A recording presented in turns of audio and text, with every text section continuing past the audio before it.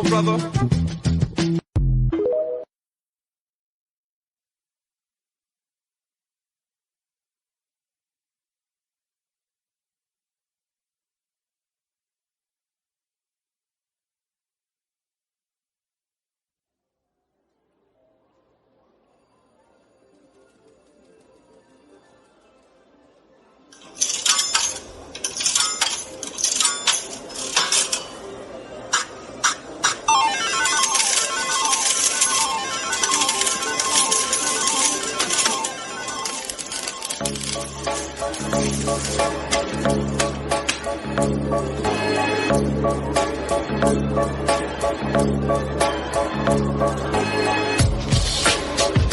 This is the Parley, a place where guests are required to put their money where their mouth is, where we double down on the discourse and conversation.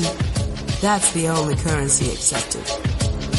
Proudly presented by the Nefarious Media Network.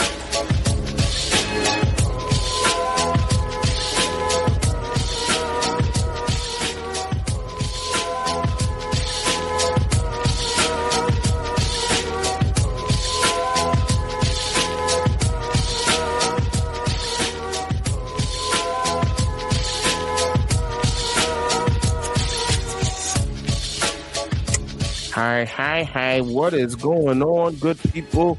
It's always a pleasure to be amongst you guys on another Monday here at Nefarious Media Network.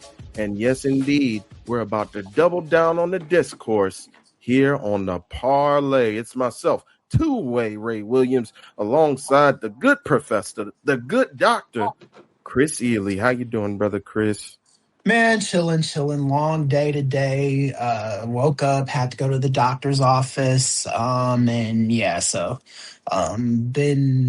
running around town, but finally home, alas. Indeed. Home sweet home, as they say. Right, yeah. Hopefully everything went well at the doctor's office for your brother. Oh, yeah, it's cool. Clean bill of health. Just keep on keeping on. Indeed. So with that, we don't have much time to waste. We want to get right into the goodness. But before we get into the goodness, this is our podcastly reminder, if you will. Mm-hmm. Please, if you don't already, feel free, once you start getting the hang of everything that's going around with us here, not only at the Parley, but here at Nefarious Media Network, if you so choose and you have the need and you feel like we deserve it, go ahead, give us a follow here on YouTube, also on all of our social medias, whether it be Twitter, Instagram, Facebook, or Blue Sky. Please go ahead, give us a follow. It costs you nothing to do so, and we really appreciate the support. Also, like and share with everybody, even your enemies. Go ahead. Everybody needs a good podcast every now and then. And lastly, we are always on the drive for 500. 500 subscribers here on YouTube, 500 subscribers and patrons over on patreon.com/Nefarious Media Network. Please, it helps us out to improve the technology, improve the behind the scenes, improve every aspect of this network. So we appreciate your support, those who are already doing so. And if you're not, we just ask that you consider doing so. So with that, let's go ahead and get into the first topic. Very busy weekend, especially on Saturday night, where the White House Correspondents Dinner was being held in Washington, D.C., and there was an alleged shooter attempting to assassinate the president of the United States just minutes within the dinner. So, Brother Chris, I'll just let you go ahead and take this away. What do you think about everything that's come out thus far about the attempted assassination, brother? So there's a lot of things going on, and I've dealt with readers who are in the camp of, Trump is so careless. This thing is fake. This thing is bogus. It can't be real. All this other stuff. My thing is, I I do not have the energy to tell people that this shooting is on the up and up because it is a little too convenient. It just is. This is the third one in 2 years. The first one you could kind of be like, yeah, the bullet did kind of graze his ear and it got close to him. Even though that one, it looks kind of staged, but nobody lets a bullet get that close to them confidently. And the kid got killed who did it. And the kid had a very crazy far right record. He was saying some crazy anti-Trump stuff towards the end of his life. Not left-wing anti-Trump stuff like Trump, you are not MAGA enough, you are not, Republican enough, that kind of shit, so this kid is from my former backyard, Torrance, California. I went to college for undergraduate in Carson, California at California State University, Dominguez Hills, which is literally a few blocks away from Torrance. I can play a game of hopscotch and be in Torrance, right? So I've also stayed at that Hilton that they had the event at. I've stayed there several times. The last time I stayed there was when I was in DC in 2024, networking and all that kind of thing. And yeah, man, there's a lot of questionable stuff like Caroline Leavitt before the event even started was talking to Fox News. She made a comment called where she said their shots will be fired, seemingly talking about the tasteless jokes Trump was ready to tell. And the Correspondents' Dinner was a little funky anyway because there was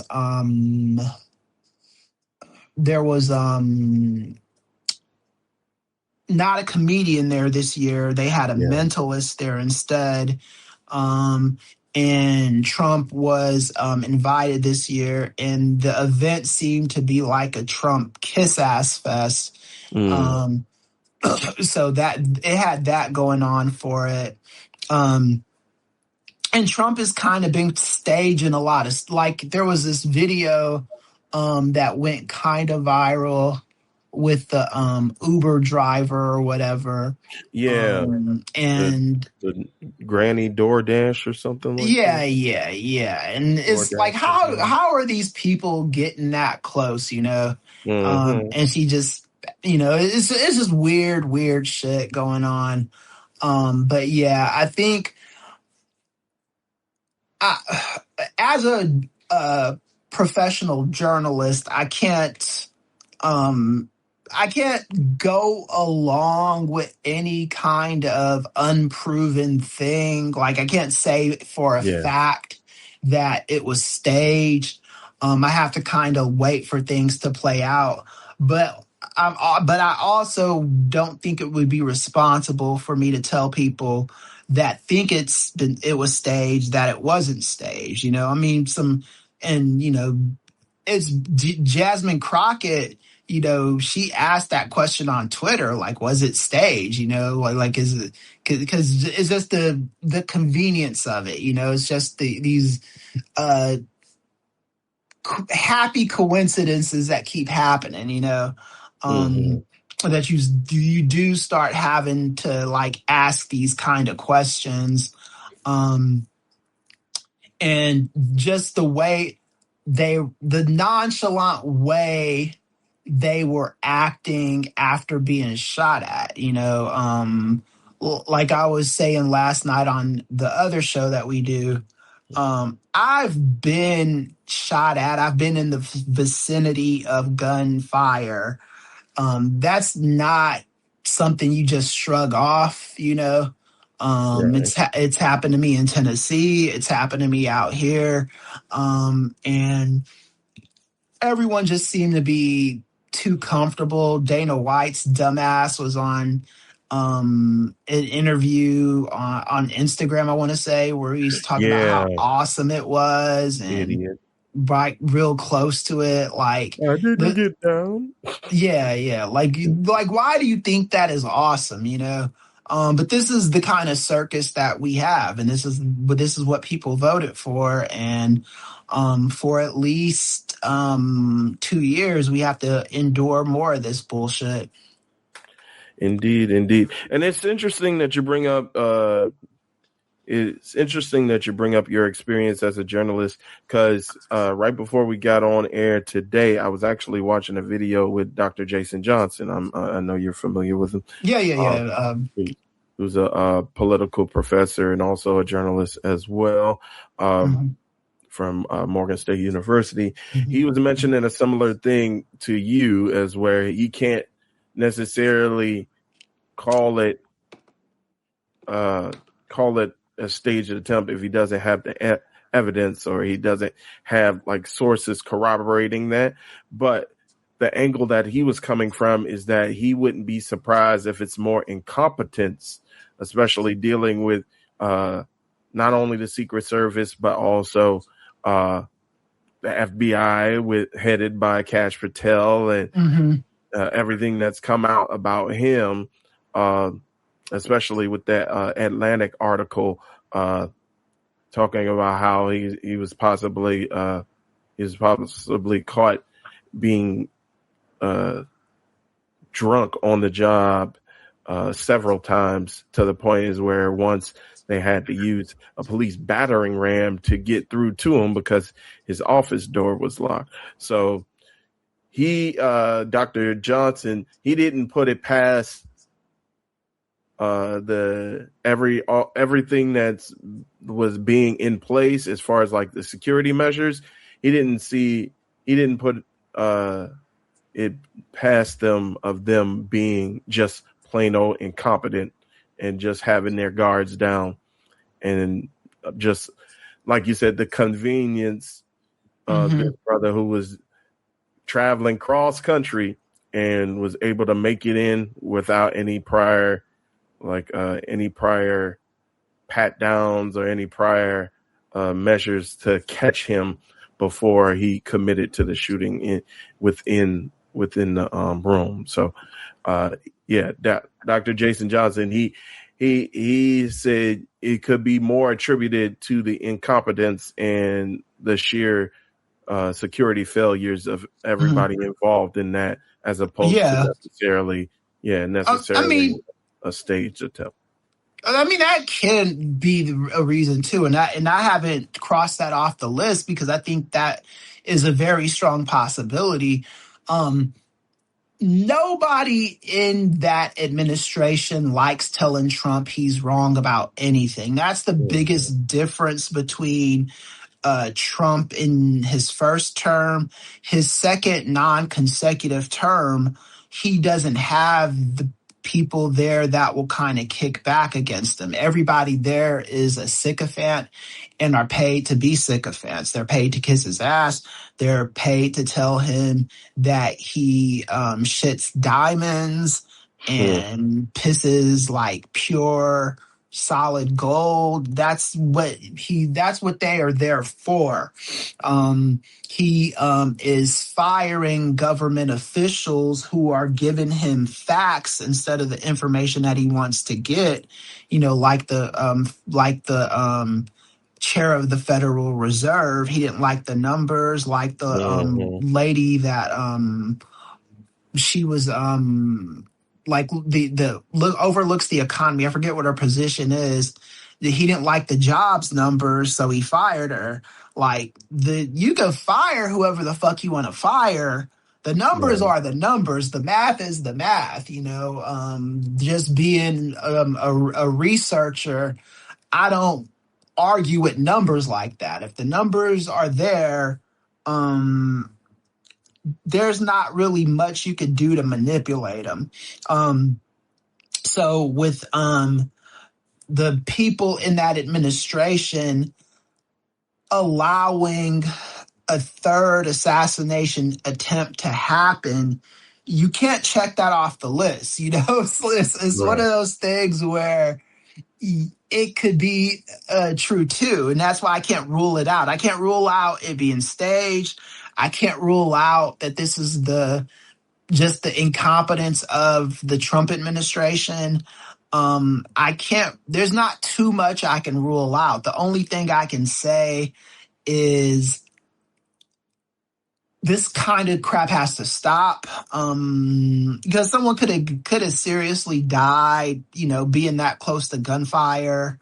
And as much as I don't like Laura Loomer, I don't think, and I have to be careful even saying this. I don't think she's that stupid to tell a shots will be fired joke, and then shots are actually fired. But again, this is the Trump second non-consecutive term. This is Trump 2.0. You can't put anything past these idiots. What I will say is just continue right now to make sure his poll numbers go down. Make sure those Epstein files stay at the top of the news feed. Make sure that, you keep telling them how bogus this war is. Just make sure you let them know that none of these kind of parlor tricks and none of these games are going to be fooling you, because they really shouldn't be. Let's just say, for all intents and purposes, because this is all we have to go by, that the assassination attempt was real. It doesn't matter. You know what I'm saying? Like, these people are still bad, horrible people. They are not salt of the earth people. They are the worst kind of people that you can find. A lot of racists in that organization, a lot of sexists, a lot of people that have been accused of vile sexual acts, including the president. So you just have to let them know continually that you do not like them. And you do that by just, angry rants on social media. When you if a pollster calls you, you tell them what you think, that kind of thing, Right. And kind of to go back when I was talking about Dr. Jason Johnson, he also mentioned, and this was a stunning stat that I didn't know, because I guess it was held under wraps for so long, but apparently Barack Obama had 17 assassination attempts throughout his 10 years. So I was not aware of those, but do you think there's something to maybe the amount of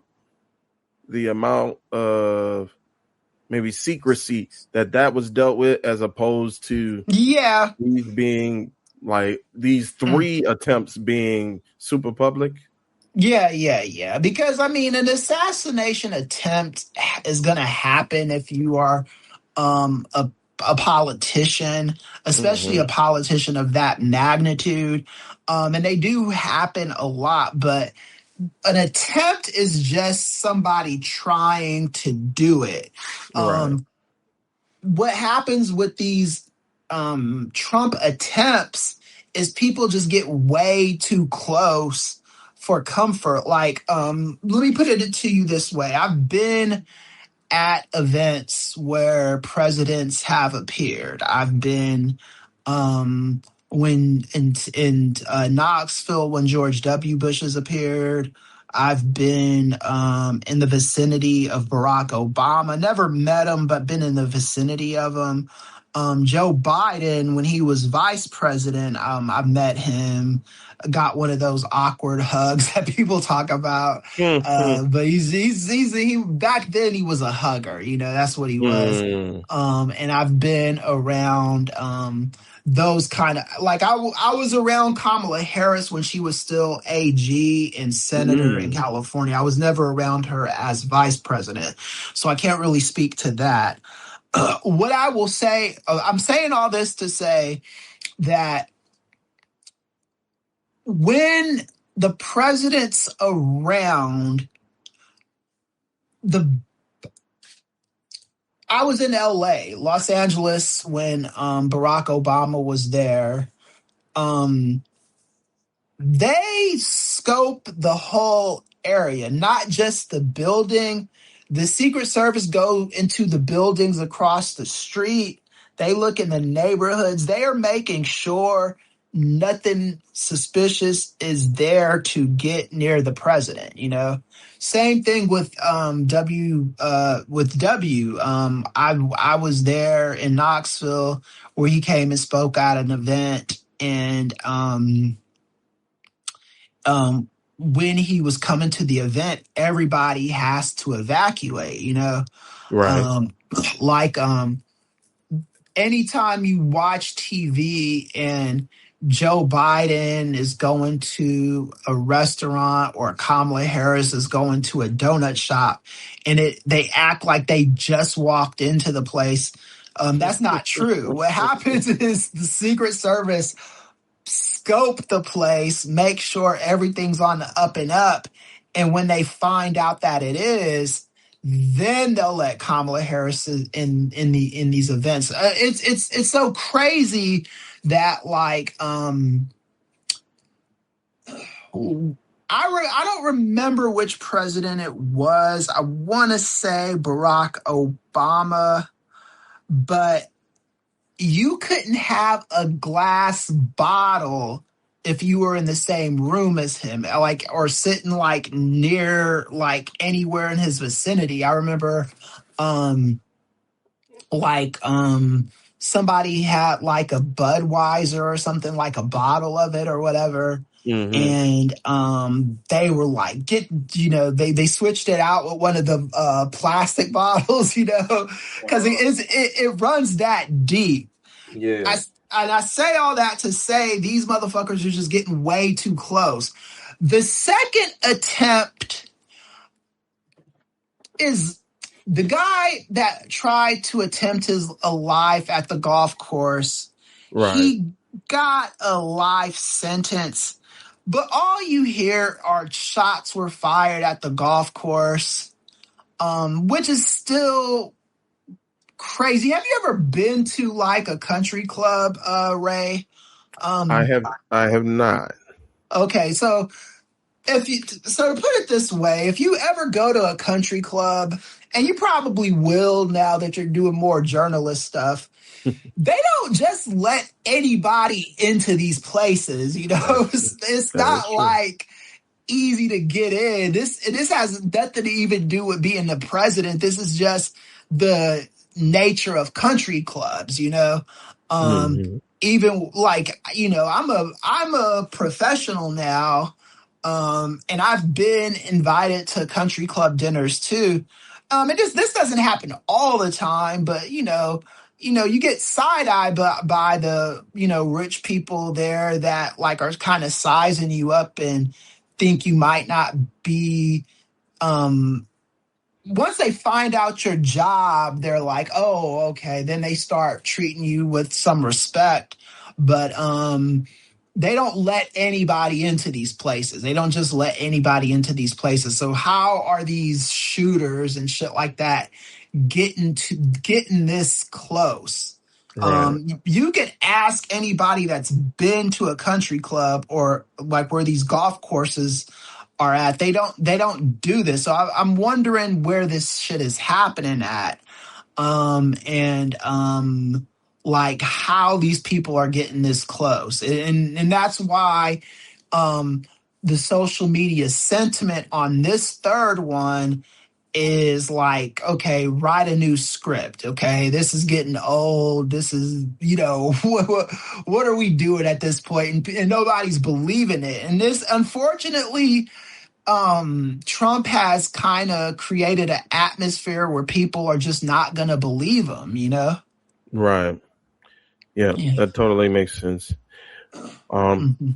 Well, I did want to get into also. So you did mention that we don't want this stuff happening, regardless of what party or regardless of what side, which wing you're a part of. We definitely don't want to condone political violence on either side, especially with the stuff that's been happening over the past few years. We had the shootings of state house representatives in Minnesota, or state senate representatives in Minnesota. We've had political violence recently, well, a while ago, against former House Speaker Nancy Pelosi's husband. Yeah, Paul We Pelosi. Yeah. we never want to see anybody get hurt off of politics, but there is a contingent of people that may glorify this particular shooter, i.e., in the vein of Luigi Mangione, who is being glorified for the killing of the CEO of the health insurance giant. I forget. Is that United? United. I'm blanking. I know who you're talking. I know who Louis Yeah. Mangione is, but I'm not like Yes. with the particulars to that level. So. United Healthcare. That's what I'm thinking. Right. Yeah, Yeah. the Yeah. CEO of United Healthcare. So you do see some people that are glorifying him for kind of stepping up and getting back against folks who are going after people who can't pay for insurance for different diseases or different conditions and end up dying. Right. And so you see that people were glorifying Luigi. Do you see a similar thing happening with Cole Allen, who is the 31-year-old who was charged with the assassination attempt? Or do you see it kind of flying under the radar, like the gentleman who apparently assassinated Charlie Kirk? We heard about his arrest. I believe it Ryan Robinson. I think last name is Robinson, but we heard about his arrest, and then we didn't hear much more after that. We didn't even hear about him being arraigned or him having a court date or anything, his trial or anything coming up. I think they just caught him and said, "Oh, we caught him," and then it was back to normal. So, do you think that this everything with Cole Allen is going to go under the radar and everybody's going to forget about it? Or do you think people are going to remember this and possibly glorify him as being somebody who's trying to take out Trump? Yeah, so I think we're probably gonna have to let this story marinate for like a week or so. Right. If in the immediacy, everyone that I've seen online, the prevailing online sentiment is that people think it's fake, Yeah. it's so if we get past that, if people start thinking it's real, you might see people cheering this guy on. I would never do that for something like this, but I think you could see that. This guy looks the first one that looks a little melanated, so that's gonna add another layer to this. People that's another conspiracy why people are like, this is fake, because how is that brother still alive after doing that? So I don't know. Like, you never know what people are. I want to say that this kind of violence mostly happens from people on the right to the left. It's usually somebody, when it happens to people on the right, the person that's usually does it is another person on the right that doesn't think the person that they are trying to meet with their bullets is acting accordingly to whatever rules of politics they have in their head. Right. That's what happened to Charlie Kirk. The guy that shot him had a lot of like extreme right wing ties. He had some left wing ties, but they weren't really that not as prominent as the right leaning ones. Same with the guy that shot Donald Trump. That guy had all kinds of like right wing propaganda attached to his name. So we do need to be honest about who's committing these things. Right. It really hasn't proven to be a both sides thing. What I would say though, that if it doesn't matter who is doing it, nobody deserves to die for their words, even if they're evil, mean, spirited, hateful. The words should not be what kills you. The last thing you want to do to a person like Donald Trump is have him killed, to just attach martyrdom to him, because what that's going to do is it's going to give a different kind of life to his movement, because now Right. what you do is you turn him into a legend. Yeah. You turn him into one of their ancestors, and you don't want to Right. A give martyr. him you don't want to start, you want to give him any kind of martyrdom or anything like that. So I would encourage people not to do that. There are ways. It's not, and I also want to tell people too, it'll be hard to get rid of Trump and JD Vance. It's not impossible. I think people kind of overstate how hard it will be to happen.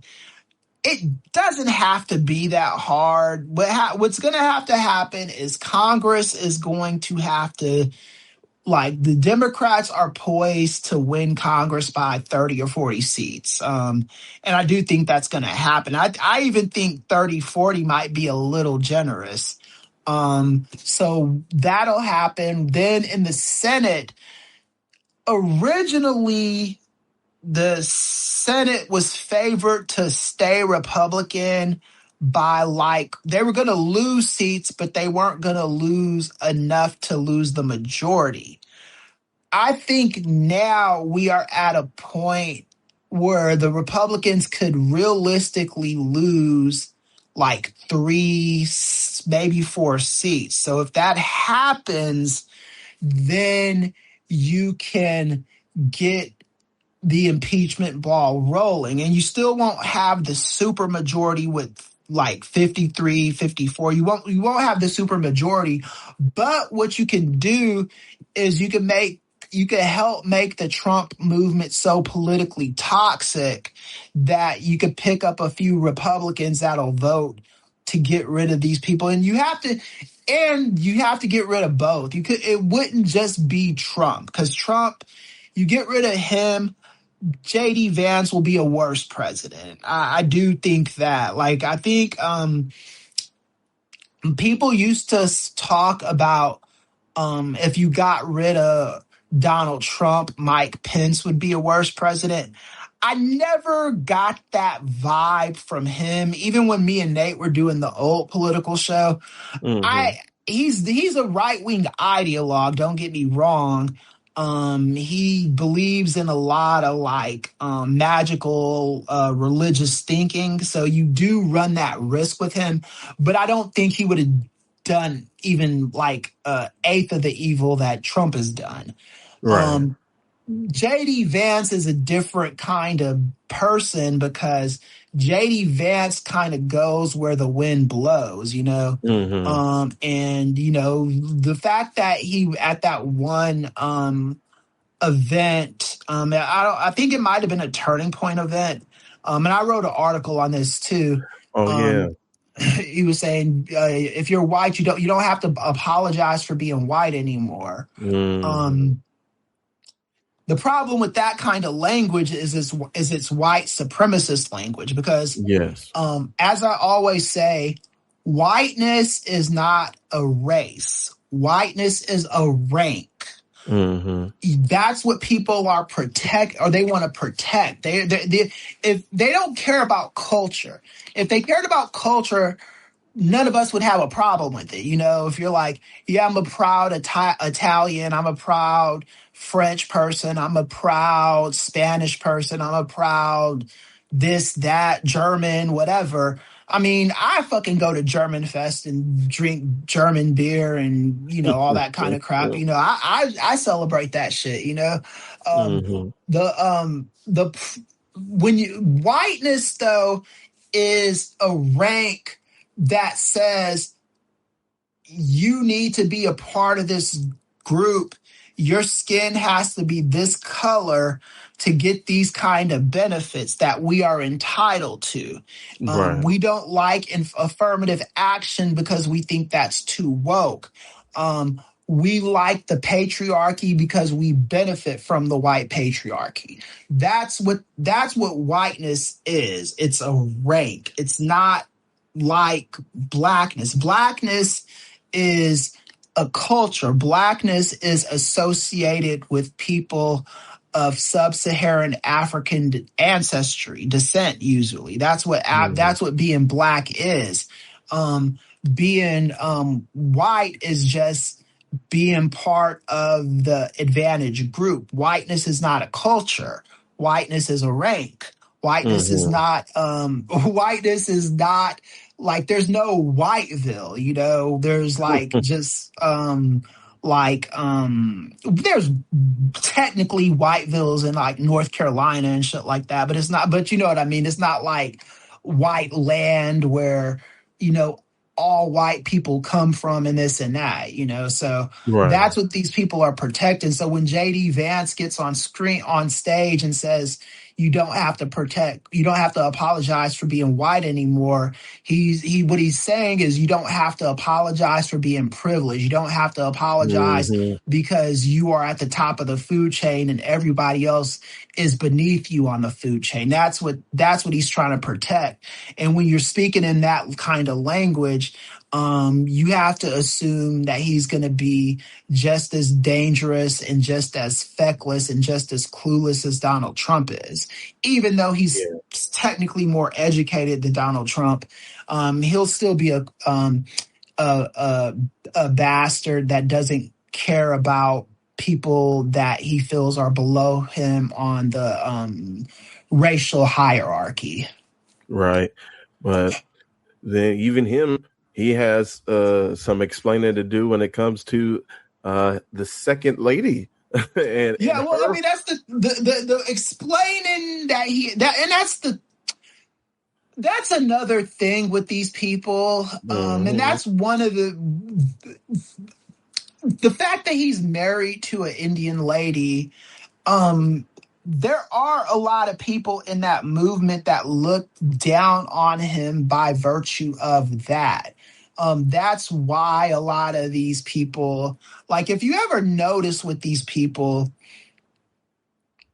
they lose, like they like them in their place, with the exception of a few people. They don't really win statewide elections like that. I'll give you an example with Tim Scott. Yeah. Tim Scott was chosen to be senator of South Carolina by Nikki Haley. Gotcha. She chose him to be senator originally, and then once he was senator, people voted for him. But like Mark Robinson and people like that in North Carolina, a lot of times these people are too racist to vote for you if you're black. Even if you say all the things that they like, they don't like you in the group. The Proud Boys never really materialized to this what more than what they probably could have been, because Enrique Tarrio Yeah. is like Black Hispanic, that kind of Right. thing. And that's kind of what JD Vance has going against him. But what he does, though, is he says that he kind of talks down about his wife. He Yeah. and his wife kind of just likes the access to power, so she acts the way she needs to act. And that you have to notice that this about some of these women too. Is like a lot of these women show their true colors when they get access to power. They'll either be like, Yeah. yeah, this, I'm not cool with this, or no, I'll do this kind of cool shit. Like, what's her name? Cheryl, the one that's married to Kennedy, the one that's from Ooh. Curb Your Enthusiasm. I Oh, don't want Cheryl Hines. Cheryl Hines, yeah. Yeah. She used to be liberal. Yeah. She married Kennedy and all that. And then when Kennedy became Trump's health secretary or whatever, she's dancing and chilling in Mar-a-Lago with everybody else. You know what I'm saying? Right. Because she's next to that kind of power. You have to. It's a crazy, crazy dynamic. JD Vance is a piece of shit. If Trump goes, he has to go too, and that's the bottom line. I don't want people thinking, oh, we're just gonna impeach Trump and remove him. If you get rid of Trump, you got to get rid of Vance too. It's the only thing that makes sense. Yeah, I totally agree. Mm-hmm. Well, Yeah. any final thoughts on everything going on involving the shooting at the Correspondents Dinner, Brother Chris? I don't have any final thoughts on it. I think we could pause it for now. That's Like I true. don't I Yeah. don't think I'll have final thoughts on this shit until weeks down the line. But yeah, we could shift gears, so to speak.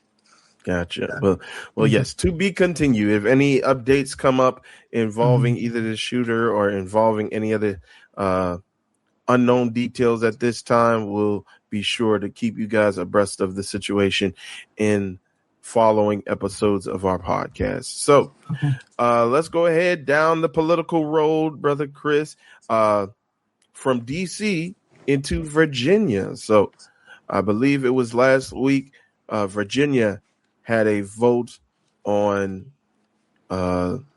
changing the redistricting map, changing the district map to turn, at least in, I don't, I think you'll know a little bit more than I would, but I believe it was in one area from six Democratic representatives to five Republican representatives, switching the map to where it'll be 10 to 1 Yeah. in favor of Democrats to Republicans.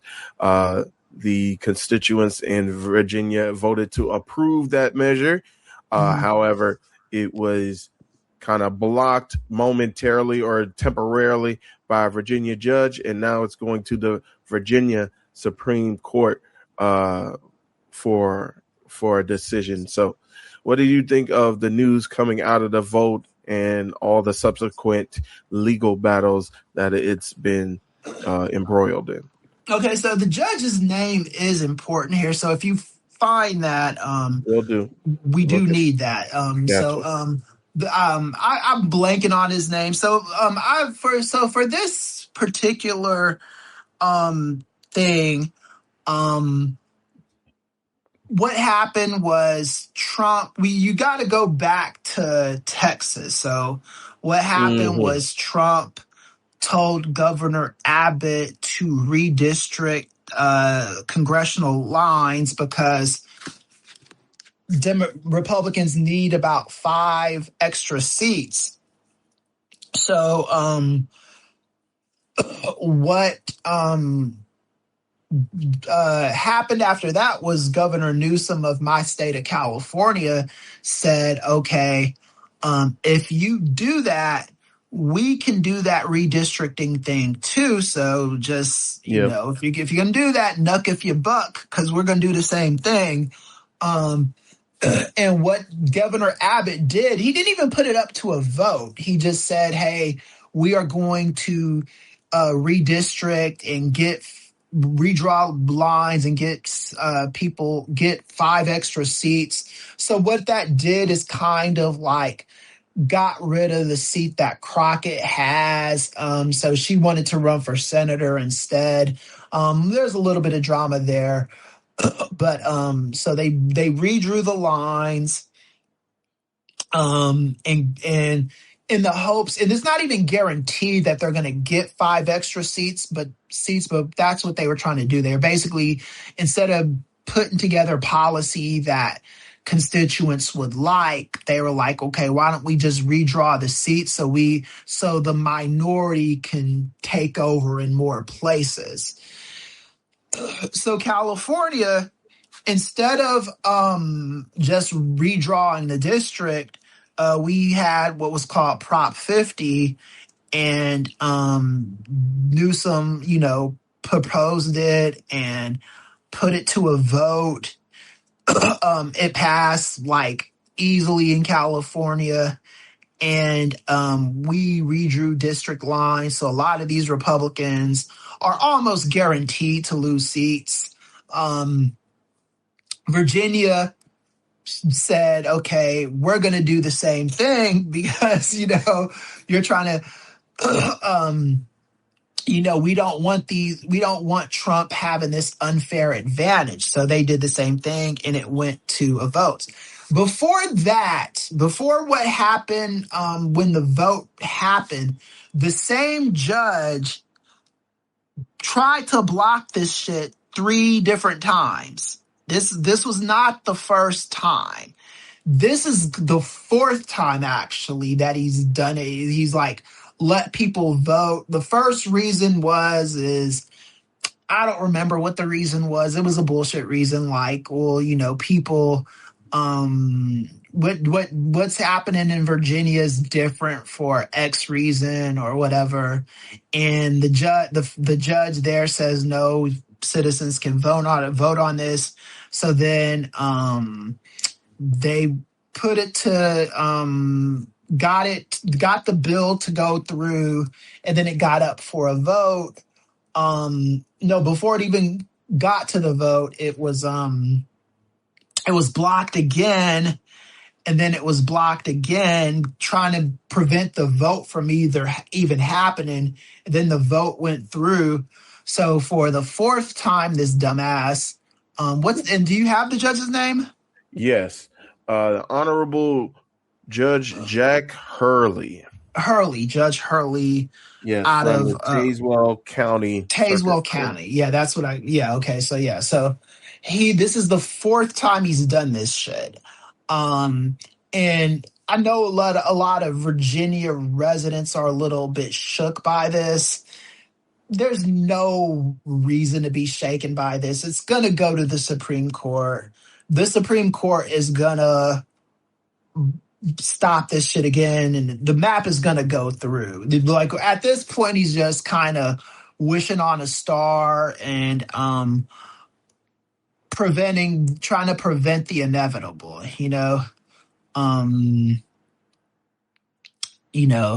Mm-hmm. It's pathetic. It's very, very, very pathetic. It's not gonna go anywhere. The problem with this too is, like, say the state Supreme Court overrules this guy, and they will, and let's say the country Supreme Court decides to take up the case. Mm-hmm. The problem with that is they'll have to undo what Texas did too. So and I don't know if what would have to happen is everything would have to go back to the way it was before, which is still beneficial to the Democrats, So right. I don't really know what they're hoping to get from this, but it's just Trump didn't think about this thoroughly when he decided to do it. The best thing they could have did was come up with policies that were popular and put them against the Democrats' policies and let the best policies win, let the best person running for office win, you know? Right. That makes sense. Mm-hmm. Well, we did mention it's going to the state Supreme Court. And I guess as far as which domino is next to fall nationally, as far as which state is going to be voting on redistricting, from what I've been reading, Florida is next as Oh, yeah. far as redistricting. So, what are your thoughts on the chances of Florida going through with the same thing and then it just going back and forth between? I mean, the problem with the Republicans at the moment is they are not popular. You know, Right. they have been losing special elections since 2025. You know, since Mm-hmm. Trump swore in, they have lost. They haven't flipped one seat so far. They've lost in red districts where they should have won. They've lost in like red districts in Georgia, places Yeah. like in Alabama, even like Mississippi and places like that. They're losing elections. Yeah, they were about to Um, lose. They were about to lose Marjorie Taylor Greene's seat. They Right, were yeah, close that to was losing. that one came very closer than it should have been.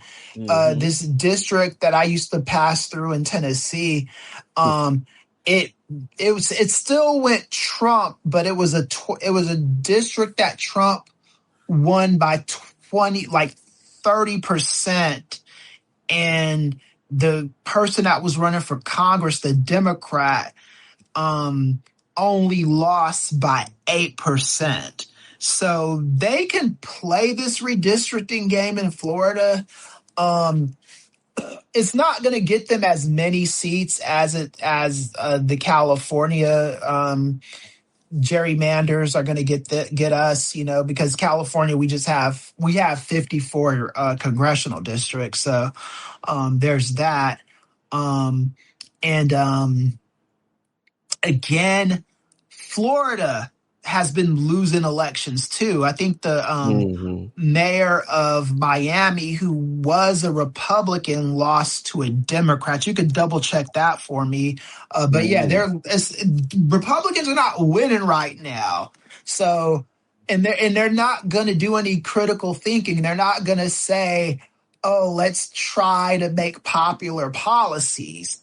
Uh, Donald Trump has kind of like showed them again that, you know, why try to be popular when we could just manipulate shit. And that's always been the Republican policy, is they do not like when more voters vote because it makes their agenda not salient. Like, and they believe a lot of biblical stuff. And when I say biblical stuff, I'm talking about their evangelical interpretations of the Bible, not Mm-hmm. anything that you believe. And that's one of the things I used to tell people all the time, is they think, oh, it's good to have um a guy that's going to bring God back to schools, prayer back in schools, and all this other shit. They think it's a good thing. Right. And I can almost promise you, whatever version of Christianity that you believe in, these people do not believe in it. You Hmm. know, as a matter of fact, a lot of them think you are going to hell for believing in the kind of Christianity you believe in. And look no further than Jaden Ivey from the Chicago Bulls. You know, when Mm-hmm. he posted all those Instagram posts talking about how horrible of a Christian Steph Curry was, and how LeBron James and Michael Jordan souls are damned for hell, or Mm-hmm. on Judgment Day their rings are not gonna matter, and all this other shit. this is the kind of stuff that they believe. And he also said Catholics are not real Christians. That's the stuff they believe. They believe that they are real Christians. You are not a real Christian. So if you are AME church person, you're not a real Christian. If you are a Pan-African Christian, you are not a real Christian. If you are any kind of Christian except their kind of Christian, you are not a real Christian. So we got to understand that about these people, and we have to understand that they do not care about being popular. They care about winning elections, and they yield power when they get put in positions of power. Gavin Newsom, I'm not a huge fan of him, but he does have the right idea when it comes to this yielding power kind of thing, because you have to do that. There's no the days of playing nice are over. They should have never began, but they're over now. We go low, we go when they go low, we go high shit. When they go low, you got to meet them in hell. You have to, because they are going to go low. They are going to find the bottom. Right. And there is no depth for these fucks. There just isn't one. The sooner you understand that, the better off you are. Because you won't be surprised when any of this crap happens. You won't be like these dorks that are saying now, oh, I voted for Trump, but I didn't vote for this. No, you voted for all of this. Right. You were warned about this. This was in I read all 500 pages or 900 pages of Project 2025, all the pages of Agenda 47. This stuff was in it. Even the Iran stuff was in it. They were talking about, we've got to take over Iran, and Iran belongs to the Jewish people. See, they are pro-Jewish in an anti-Semitic way. They are not pro-Jewish in let's treat Jews equally. They are pro-Jewish in the book of Revelation says when the Jews being put back into a position will facilitate God coming faster. According to how they read the book of Revelations. So you got to understand that about these people. True. All right. Well, we're going to go ahead, take ourselves a cross-country trip from the home state of one Nate Milton to your own backyard, Brother Chris. We're going to go ahead and talk about the California gubernatorial race. I know that right now sits two Republicans on the top of the leaderboard, at least as polls show right now. And I know you could go ahead once I throw it to you, just explain how the primaries work in the state of California. But yes, we have two Republicans who are at the top of the leaderboard right now, and then the leading Democrat, Eric Swalwell, had to pull out of the race due to some controversy. So if you wanted to go ahead and get into the dirty details behind the governor's race in your home state of California. Okay, so this is a long story as well. So what's going on in California is Gavin Newsom's terms are going to be up. This is why a lot of people believe he's going to run for president. But so we need a new president. Under normal circumstances, the Democrat is going to win the governorship in California. Right. The problem that was going on is there were too many candidates in the Democratic pool this year, and they've all been splitting the vote. With Eric Swalwell, he wasn't necessarily my favorite, my top choice to be governor, but I wasn't worried as other residents in my state were, because he had got the endorsement of Nancy Pelosi, who's a very influential Democrat both in the state of California, former Speaker of the House. Now she is an emerita. She's a kind of Congresswoman emerita. She's there. She does a job, but she's not overseeing it. She's not the minority leader or anything like that. That's Hakeem Jeffries. She chose as her heir apparent Swalwell, so he was going to run for governor. What happened then was Schiff endorsed him. So I was thinking that, okay, Swalwell is going to be the governor, because when Nancy Pelosi makes an endorsement, it just goes through. The problem with Swalwell is all these allegations came out, right? I did reach out to Swalwell's team. They've said that none of this stuff is true, all that. I'm one of those people that, like, I'm never gonna jump on a one side or another kind of thing. I let things kind of play out when it comes to this kind of thing. But and the Swalwell people swear to God that people are trying to stop him from running for governor, and this is a power play and all this other stuff. It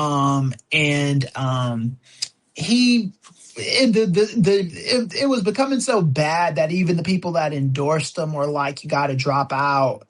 So he had to drop out. This is when I started worrying, because it's like, okay, without Swalwell as the top Democrat, the rest of these guys are going to split the vote, because none of the top vote getters right now, the last polling I saw, it was and any one of them could be leading a different poll, but the aggregate was, originally it was Steyer and it was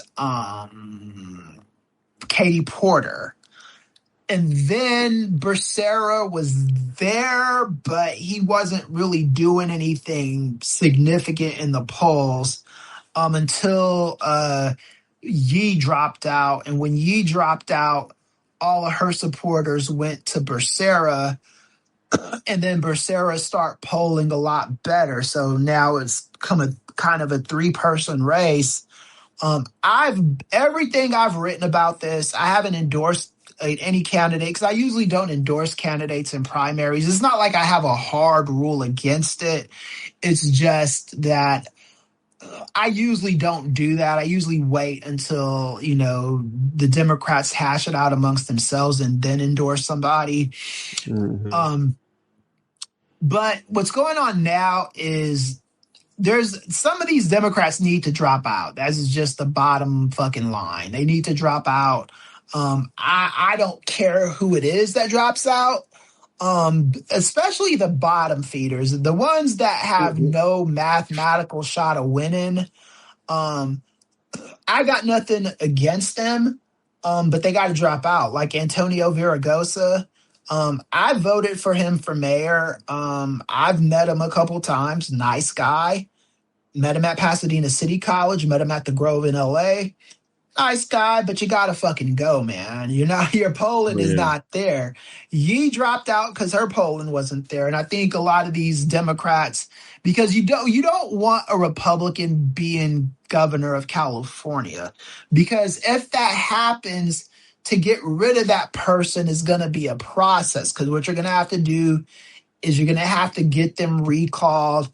To get them recalled, you got to get like 4,000 legitimate signatures, which is not super hard to do, but it's a process. And then it has to go to a vote to get them voted out, right? And the only way that, ego could be the reason why we get a Republican governor in California. And if that happens, I don't think I'll like any of these Republicans again. They don't like Tom Steyer because Tom Steyer is a billionaire. I think he had some investments in some, like, want to say corporate prisons or something like that. I understand, but there is a, like, the way politics works is, what can you get, like, will this person do right by Democrats if they get put in office? I don't think Tom Steyer would do any kind of fuckery that would fuck him up with California. I think he wants that seat. So he's going to get it. The guys that are running for as Republicans, the top two Republicans, are pretty much jokes. That Sh00tin guy from Fox News, and the one sheriff, he's got like a Ku Klux Klan mustache. What is it? What's his? I'm blanking on his name. He's sheriff. I'm blanking on his name, but the Sh00tin guy is not from the United States of America. He is an Englishman from Fox News. He talks a lot of shit about immigrants. I don't know if he's gotten the memo that he's an immigrant as well. He's got a very thick English accent. Really disgusting, racist human being.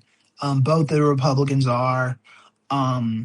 If they become governor of a state of California, they can fuck up a lot of stuff as governor. Even though California's got super majorities in the House and state senates, they can still do a lot of damage as governor, and you don't want that happening. So that's kind of where the state of California is right now. Right. So there's going to be another debate in California on the 20th, or not just the second. After that debate, people need to start dropping out, because then there's another debate on Wednesday. Then there's another debate on the 5th. The problem with waiting for the third debate is early ballots go out on the 4th. And you need these people off of the ballots by the 4th, so we can get like one or two Democrats running and one or two Republicans running. So maybe the top, because again, we have a jungle primary out here, so it's everybody runs and the top two win, regardless of party. So you need to get a Democrat of a fighting chance, because these Republicans are all about one of the two Republicans, and Democrats are split across like 5 or 7 different Democrats, and that's a problem. So people need to drop out, and that's all I've been writing. People, every time I drop out, when I write about somebody dropping out, everybody thinks why are you talking so shit about Tom Steyer, or why are you talking shit about Porter or Becerra? And I'm like, I don't care which one of these dumbasses drop out. I just know they need to drop out. These people have to drop out. They got to get their ego out of it, especially if they're a bottom feeder. The bottom feeders definitely have to go, or else they can. California has the 4th largest economy in the world. Our ports are a big deal out here. The movie industry is a big deal out here. Yeah. The movie industry feeds a lot of people, a lot of families. I'm talking about cooks. I'm talking about extras. I'm talking about the city, because cities get money when things get filmed out here. I'm talking about teachers, because teachers work on movie sets and television sets. And I'm like the economy out here is so important, and you don't want an idiot Republican running California's economy. Yes. Mhm. Definitely. Well, thank you for the education on the upcoming uh, governor's race over there in California. And by the way, the gentleman's name is Steve Hilton. Steve Hilton. Yeah, Steve, Governor, yeah, Hilton, and then what's I forget the other one, the one with the crazy mustache. I gotta Um, look him up too. yeah. So But I think I just saw yeah, Steven. Tom Steyer got some shit because after the debates, he gave him a big embrace, and people didn't like that. I don't like that kind of stuff either. Um, that wouldn't be a reason why I wouldn't vote for you, but I do think you kind of got to put. We're in a place right now where you got to draw a line in the sand as to where you're what's important to you, like Mm-hmm. especially with Donald Trump and all the evil he's trying to do. um it's not as because I was listening to Stephen A. Smith tell Sage Still how he lost a lot of friends Huh. because they didn't agree with his opinion and stuff. And that's not why you lost a lot of friends. You lost a lot of friends because you were co-signing on bad faith actors, people that have been accused of rape, people that are actively racist, people that have said like black people um don't like complain too much and stuff like that. People like Megyn Kelly are cozying up to.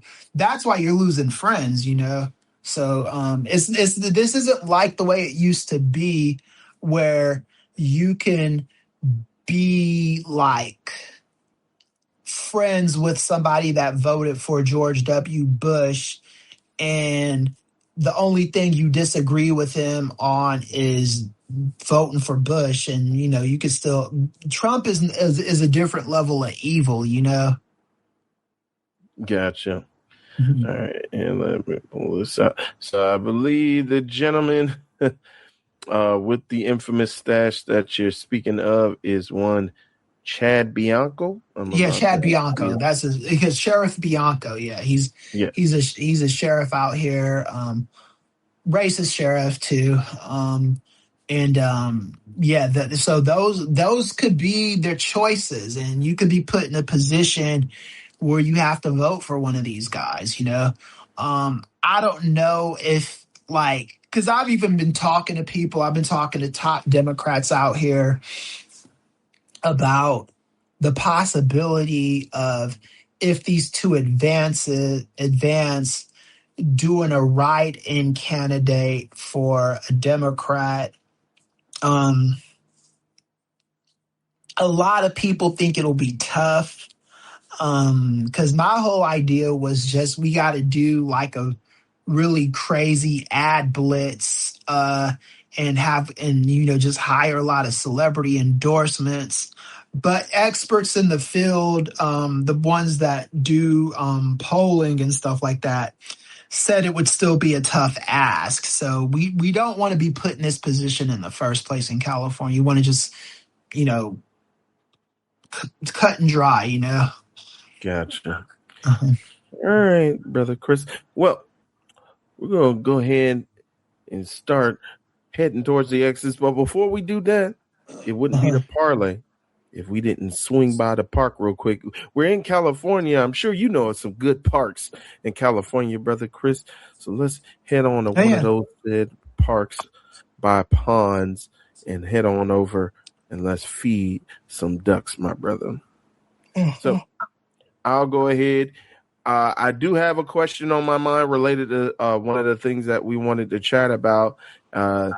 that we didn't get a chance to go fully into yet, but I still want to get your opinion on it, and I'm gonna put my own little spin on it right after I find our sensual feeding ducks music. Oh, okay. If it lets me scroll down. I don't know why it's not letting me scroll down. I'm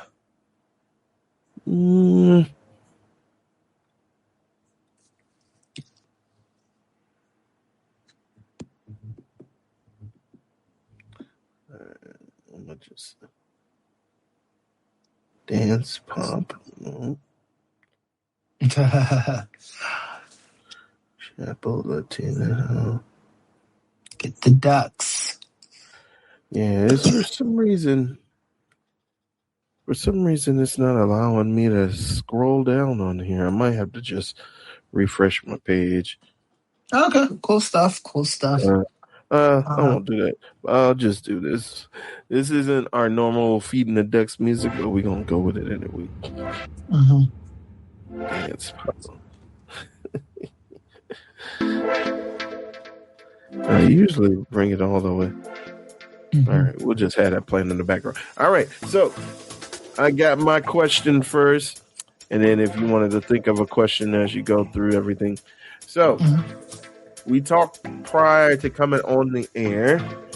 You wanted to mention the beef between one Laura Loomer and one Candace Owens. So who do you think would win out of a fist fight between the two if they wanted to do a boxing fight for charity?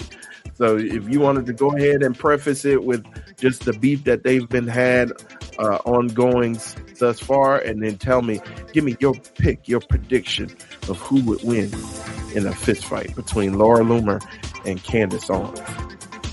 Yeah, that's a tough one because Candace Owens came from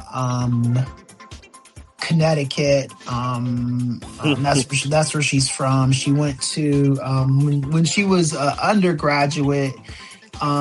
She had to take 6 weeks out of school because she was dealing with racism from the white boys and white girls at the university she was going to, and the NAACP helped her and her family collects $37,000 dealing with these racists, and then she turns into this,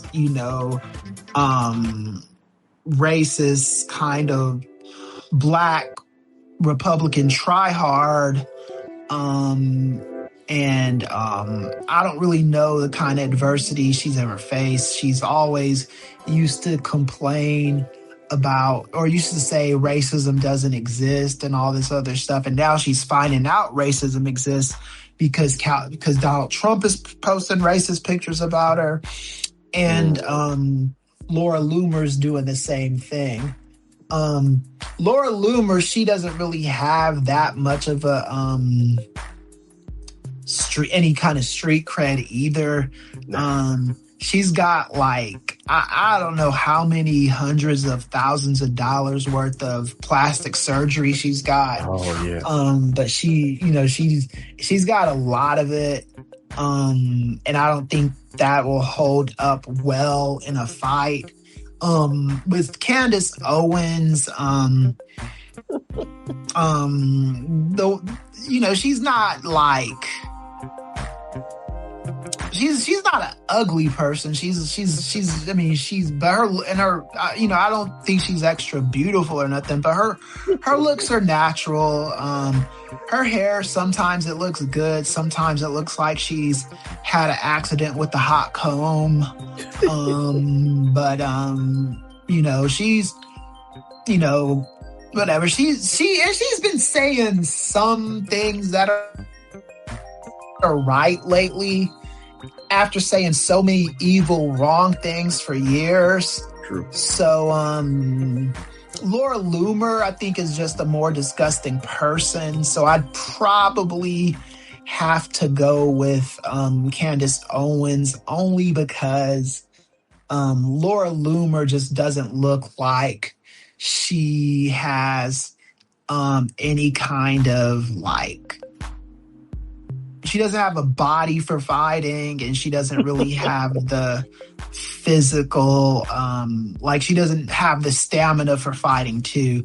And calling somebody a nappy headed black bitch just shows a lack of creativity, and it shows that more than what you're telling people when you say shit like that is even you want the people that are watching a fight to beat you up too. So that's the only reason why I'd give it to Candace Owens, because Laura Loomer might get people in the fight wanting to drop bows on her also. Yeah, that's the classic heel, right? The cheapest of heat, if you will, right? In pro wrestling parlance. Yeah, I would tend to agree. I think Candace might have been the person who maybe talked a little bit too much and got beat up for it, but that made her tougher. So I would give her the advantage in that particular aspect. Laura Loomer seems like the person that never really got a beat down. Like she's always able to kind of get out of getting a beat down. So I don't think she's tough enough to actually throw hands. So yeah, she'd talk shit and then run and duck. Yeah. So from that alone, I think Candace would be a victor. And like you said, if they were in a boxing ring with all the lights pointed down, I think Laura Loomer would start to melt. I'll put my bet on Candace Owens. So with that, you, Brother Chris, do you have a question for the good of the group, i.e. just us two? Yeah, so before I got on here, I was writing I was not writing, I was reading a lot of articles, watching some YouTube videos on Ric Flair and his last appearance on the Ariel Helwani show. Right. And then listening to Bubba Ray Dudley talk shit about the wrestlers that got released, saying he has no advice for them and toughen up and all this other shit after they got fired. So it got me thinking about who are the worst people in wrestling, and that's not like Hogan. None of the obvious names. Even Ric Flair might be a little too obvious too. But who are the worst bad faith actors in professional wrestling that just lie, or even when they tell the truth, it's a truth that kind of makes them look good, that makes them look not as big of liars as they really are. Gotcha. Like you said, I could go straight to some very obvious picks, and some that are obvious to others, but with me, I haven't really followed them that much. For instance, I know a lot of people have hate against Vince Russo. That bad. And then Jim Cornette, I just think he's pretty outdated with his thinking about wrestling nowadays.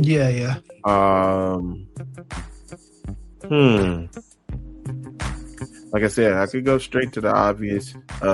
Tessa Blanchard, that is gone bad. So, right? Yeah. She's definitely up there for me.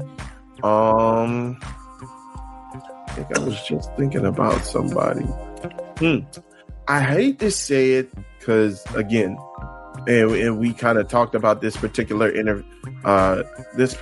person in prior episodes of Ring Theory and Nubian Wrestling Advocates. Hasn't been a lot of evidence out against this particular gentleman. Just one particular wrestler, Devon Dudley, who came out with some accusations. There's as pro wrestling luminary Rick Ross would say, false accusation? Question mark? Maybe. Right. So I don't know. Maybe good old JR. I don't know. Yeah. And I know you were mentioning before there has been a lot more other wrestlers to corroborate the stance as far as whether or not JR is racist or whether he has biases against other people. But I do think kind of his stance on wrestling, similar to Jim Cornette, is maybe outdated. But yeah, as far as other than like the obvious folks, it's hard for me to pick out other ones aside from like the straight up obvious ones. But yeah, I think JR might be on the tentative list. And that's just pending any other information that comes out about him. So so for JR, I would just need to see, like, because usually when these racist accusations come out, it's a storm of them that come out. You know, it's not just one. With JR, he's only got that one, so I'm willing to kind of give him the benefit of the doubt until I see more like evidence, you know. For me, it's a lot of people, because I thought really long and hard about this. I was, you know, looking at the McMahons always come up first. Of course. Linda McMahon in her current position. Stephanie McMahon in her current the Hall of Fame video with her induction, that really did it for me, man. It's just in the way people are just so like don't understand what nepotism is, where they're just like, oh, she had to work so hard for everything she got, and no, that's not true. And I'm not even saying you didn't have to work hard. I'm just saying your position puts you in the position to be in the position that you are in, you know. Right. Nothing else, you know. So we always have to kind of make sure we're telling the truth of that. So I was thinking of all of Bubba Ray Dudley crossed my mind a couple times, like Ted DiBiase Jr. I thought really long and hard about him. Just a lot of like cold people. I even thought about what's his name? What's my dude's name? Not Gold Dust. Road Dog Jesse James. He was on some shit for a little while, but I can kind of say maybe that was just because of the environment he was working in. But for me, it's gonna have to be Mayor Kane of Knox County, Tennessee. And somebody in Knoxville got on my case because I was talking shit about the Knox County mayor position. And the Knox County, I never said the Knox County mayor position isn't an important position, because they oversee a lot of different things in Knox County, like toll road, like roads and services, building codes, all of that kind of stuff. That's a lot. That's a big thing to bear. All I said was all you need is like a mayor to be able to do that. You don't need a fucking county mayor for it. That position was invented to give racists, you know, hey, we want to be a part of this too, you know. But Kane, just because of he's been saying conspiracy theory stuff for decades at this point.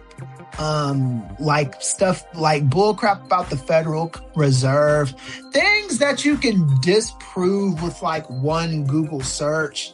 The messed up thing about people like Kane is he looks and sounds smart, especially when he's wearing the glasses and he's talking, and he's got a pretty big vocabulary.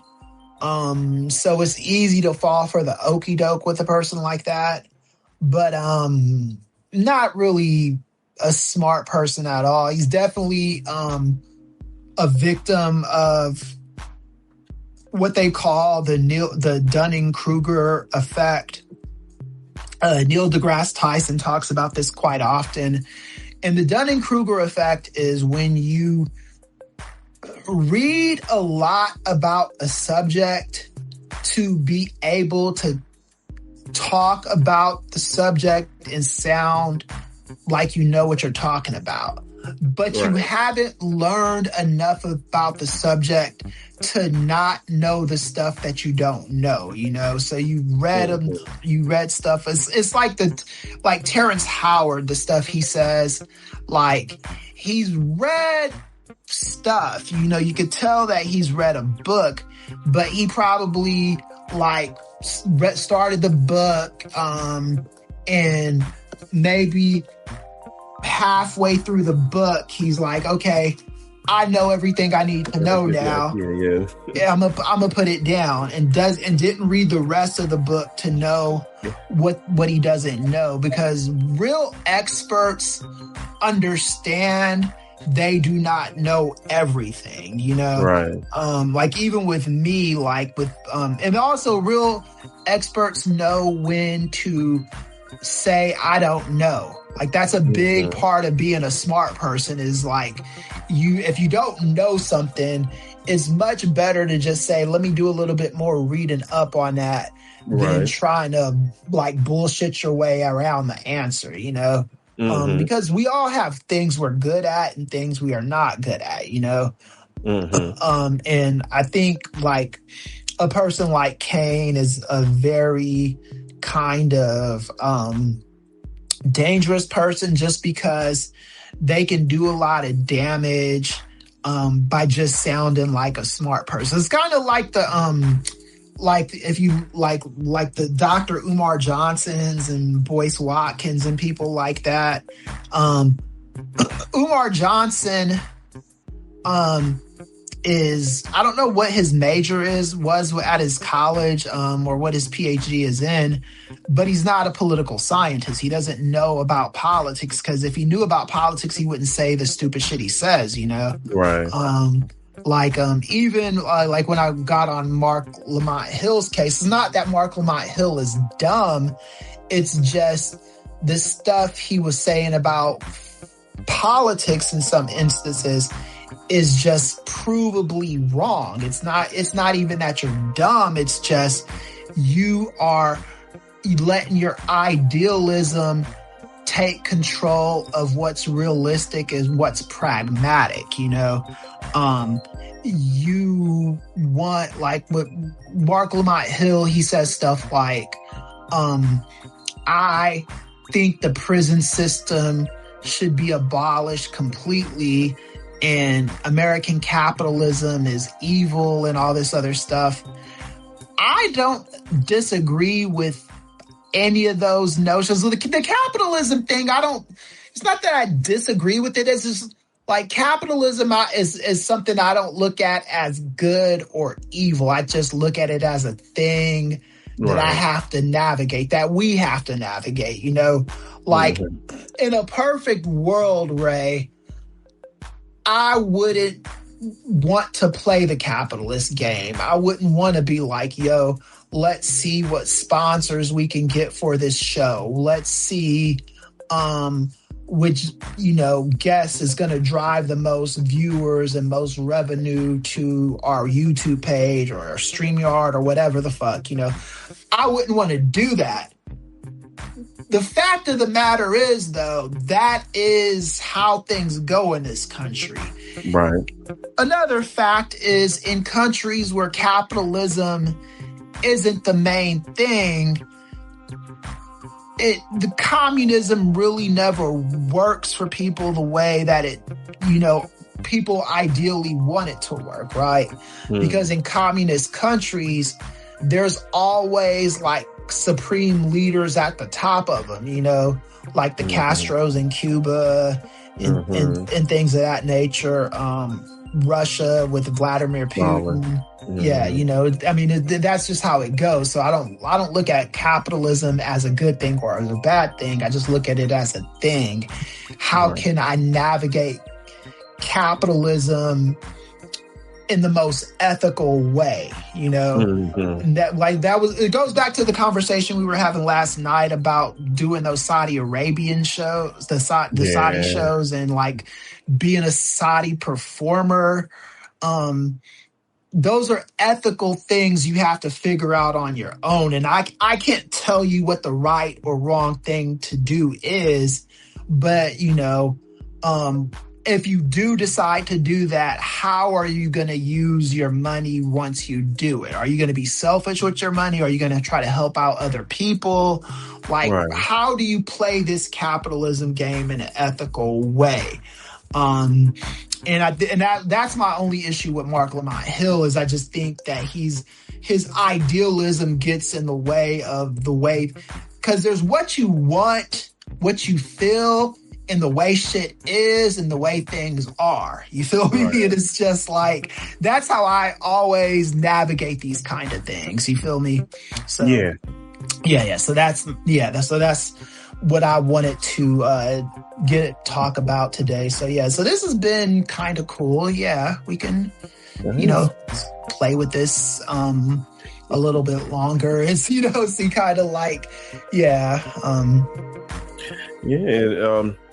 I love how you kind of dovetailed away from wrestling and how you made it relate to politics and things that happen on in our daily lives as well. So, well, I'm the master of the weave. And That's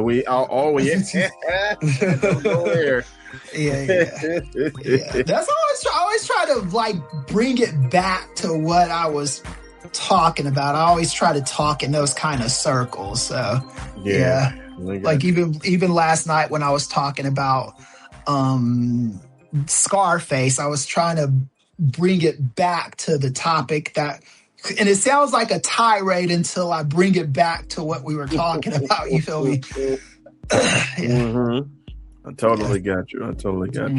But you just reminded me of other people, like definitely Stephanie McMahon, because we didn't even get into like all the stuff between her and Triple H in China and how all of that stuff went. The accusations involving Ashley Massaro and her part in that. So she's definitely on the list for sure. And then I was thinking of somebody else. Well, like I said, of course, obvious picks like Chris Benoit. I didn't want to go that obvious, but not that obvious. I was also thinking like a Tammy Sitch. You just think about how the way that she went. And even with the Tammy Sitch, though, it's one of those things you have to. Is she evil or is she just careless and reckless? Like I don't know. I've met Tammy before. I don't know if she's evil or like she's just she's irresponsible and she never had anybody to sit her down to like show her you can't do this, and she got so many smacks on the wrist for drunk driving that she just kept thinking it was the right thing to do. Like I got pulled over once for driving buzzed and nothing happened to me. And I never did that shit again. So, so it's like people take lessons in different ways, That is true. That is Yeah. very, very true. Mm-hmm. All right. With that, we're going to go ahead and depart from the ducks. Hopefully, they have been well fed today. Mm-hmm. So, with that, I want to thank you for joining me, Brother Chris. Thank you a lot for coming on and being a part of this month's parlay, brother. Is there anything you wanted to share with the good people out there as far as what you got coming up, the stuff that you're working on? You've already mentioned your highly rising Substack amongst the ranks of political content. So if you wanted to go ahead and plug that along with anything else you have coming up, my brother. No, that's pretty much it. Is like hopefully we do a lot more of these videos, stream them for Substack and for YouTube, and kind of grow the network. And just pay attention. I think I'll be on Ring Theory with everyone on Thursday, and just listen to what we did on Sunday on Post Wrestling, and um just keep the intellectual discourse going. And and then hopefully when we do this again, we get Nate here, or maybe different guests or different people. Do this routine enough for where we don't have to like date. I don't know what, because I talked to him this afternoon and he sounded like certain he was going to be online. So, Yeah. hopefully we can get to that point where we don't have to make these kind of pivots like that, because Indeed. Mm-hmm. And to piggyback off that, one way that we can make sure that all of us can be available and we can devote all of our time to this endeavor of Nefarious Media Network to make sure that we no longer have to be metaphorical slaves of the shoot jobs, is by supporting our patreon.com/Nefarious Media Network. $3 gets you in the door, $3 a month for over 300 hours of content, audio and visual content pertaining to sports, politics, pro wrestling, pop culture, everything, everything, kung fu movies, everything. So go ahead if you haven't already subscribed, and if you are interested and you liked what you heard today, please go ahead, consider subscribing to our Patreon. Also, some of our free ways to support. Go ahead and join us right here on the YouTube channel. We are getting very, very close. We are 2 away from 200 subscribers here on YouTube. And if we continue to head up in an upward trajectory, we can go ahead and start monetizing as far as with a membership here on YouTube.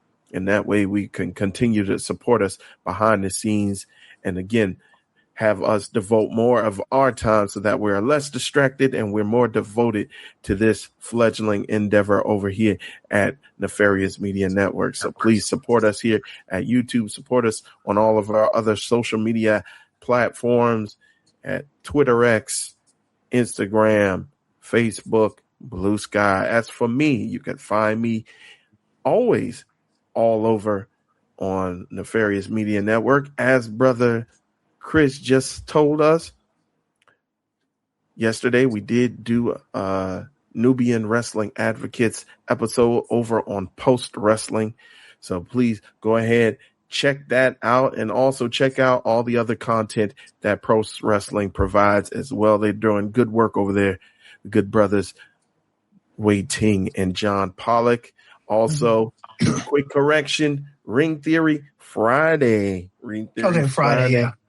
You could join the good brothers down Todd Brown and main event Jay Lacey along with brother Chris Ely.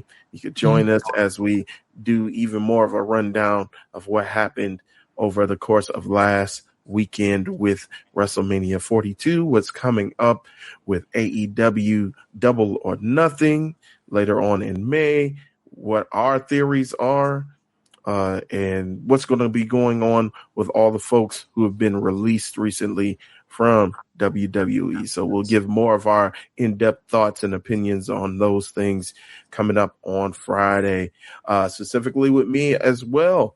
If you check out Post Wrestling, not only will you have our latest episode of Nubian Wrestling Advocates, but you'll also have the latest episode of Collision Course featuring the host, Kay from Montreal, and me, little old me. And I ain't had to do no producing this time.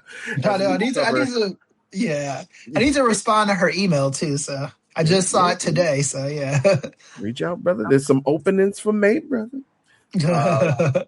But yes, we talked about this past weekend's episode of AEW Collision, including the main event trios match between The Demand and Chris Jericho and the Hurt Syndicate. So you can go ahead and listen to that over there. Also, if you are in the Fairfax, Virginia area and you are going to be at the AEW Dynamite show on this coming Wednesday, April 29th, come see your boy. I will be there. Work-wise. Doing my first gig as press for both Post Wrestling and Nubian Wrestling Advocates. So please come up. If you're a part of our community, come up and say hi to your boy. If you want to take a picture, nobody really likes taking a picture with me, but I'll be more than happy to take a picture. I know I ain't signing no autographs. I ain't that famous. I ain't famous at all. But if you recognize me, then I appreciate the support. And I'm definitely willing to make friends and to continue to build a community here. So if you see me out at Eagle Bank Arena in Fairfax, Virginia, come holler at your boy. Especially you, Anwar Starwilling. I see you all over at different conventions, brother, and I know you follow us on Nubian Wrestling Advocates as well. If I see you out there, say hi. I know you're not afraid to say hi, Anwar. So hopefully I get to see you there as well as other folks who are in the Post Wrestling and Nefarious media community. So yeah. And I wanted to say too, to people, because I'm gonna post this to the Substack in the notes, and we will do live double streams soon, more consistently. Right now is I'm trying to figure out how to do like a pop, like Nefarious, like is going to be more of the pop culture thing, which is going to be a little bit different from my strictly political thing. So add both when you get the chance. And once the other one opens up, I'll give you guys information for it. But until then, just add us on YouTube. Link is up in the corner. Yeah, man, that's pretty much it. All right. With that, we appreciate you guys supporting. We appreciate you guys listening and watching wherever you may be, whether currently or in the future in podcast form. So until next time, I've been joined by the good doctor, Brother Chris Ely. My name is Two-Way Ray, and we will see you guys next time here on the Parley. Remember, when it comes to the hot game of the go all in. That's my new tagline. You like that, Chris? Yes. Not as good as Nate, but we gonna keep it moving. Thank you guys for joining, and until next time, peace out.